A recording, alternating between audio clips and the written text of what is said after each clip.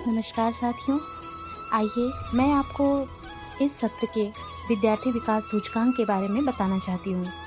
साथियों, जैसा कि हम सभी को पता है कि हमारा नया सत्र प्रारंभ हो गया है और इस नए सत्र में हमें अपने बच्चों के विद्यार्थी विकास सूचकांक पर कैसे कार्य करना है, इसकी जानकारी मैं आपको देना चाहती हूँ। साथियों, आप सभी को नई पुस्तकें मिल गई हैं। इन नई पुस्तकों में एक चीज़ आपने देखा होगा कि लर्निंग आउटकम जो है वो इसमें नहीं दिया हुआ है। चूँकि आप देख पाएंगे कि जो हमारी हिंदी पाठ्यपुस्तक है वो इसमें कुछ आंशिक संशोधन ही किए गए हैं।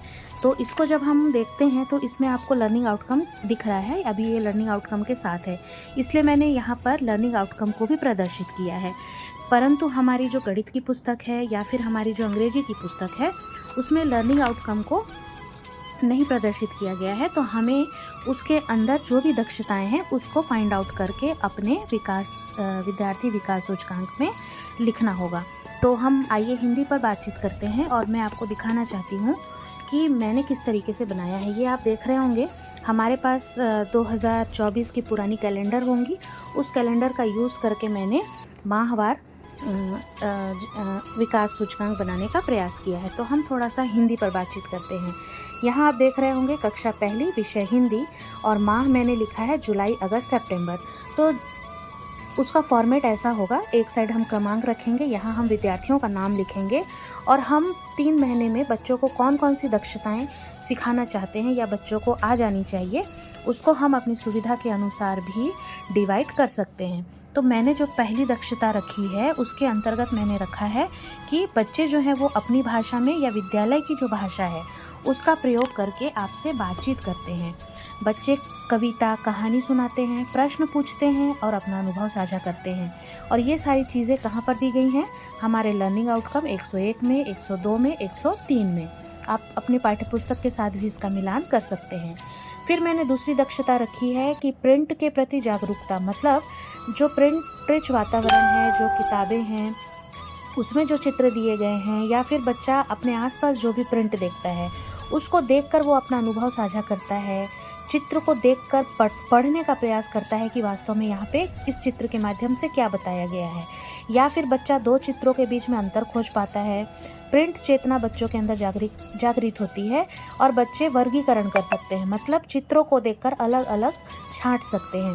जैसे फलों के चित्र अलग छांटना, जानवरों के चित्र अलग छांटना, सब्जियों के चित्र अलग छांटना। यदि बच्चा ये कर लेता है तो हम उसे इस कैटेगरी में रखेंगे कि बच्चे का 104, 103, 105 और 106 जो लर्निंग आउटकम है वो पूरा कर लिया है। और अगली दक्षता है लिपि चिन्ह पहचानना। लिपि चिन्ह पहचानना मतलब वर्णों को पहचान रहा है बच्चा कि वास्तव में ये क्या लिखा हुआ है। यदि वो प लिखा है और वो प को पहचान लेता है कि ये प है, प के साउंड को वो जानता है, ध्वनि जागरूकता कर पा रहा है, डिकोडिंग कर पा रहा है, मतलब चीज़ों को तोड़ के क म ल म ग र ऐसे डिकोड कर लेता है चीज़ों को, या क प कप मिला के पढ़ लेता है, तो हम इस कैटेगरी में रखेंगे। लोगोग्राफिक पठन कर लेता है, मतलब जैसे कुरकुरे का, लेस का पैकेट देखता है, कोल्ड ड्रिंक का पैकेट देखता है या चॉकलेट देखता है, तो वो पैकेट को देखकर या उस चित्र को देखकर वस्तु का नाम बता पाता है, तो उसे हम लोगोग्राफिक पठन के अंतर्गत रखते हैं। यदि बच्चा ये कर लेता है तो हम उसको इस कैटेगरी में रखते हैं। और अगली दक्षता जो है वो मैंने रखा है कि बच्चा पठन में रुचि लेता है। प्रारंभिक लेखन मतलब गोदना या फिर डॉट डॉट है उसको मिलाना, या फिर चित्रों के नाम लिखना और या लिखने का प्रयास करना। जैसे अगर मटका बना है तो वो मटके का म भी यदि लिखता है तो वो भी उसके प्रारंभिक लेखन के अंतर्गत आता है।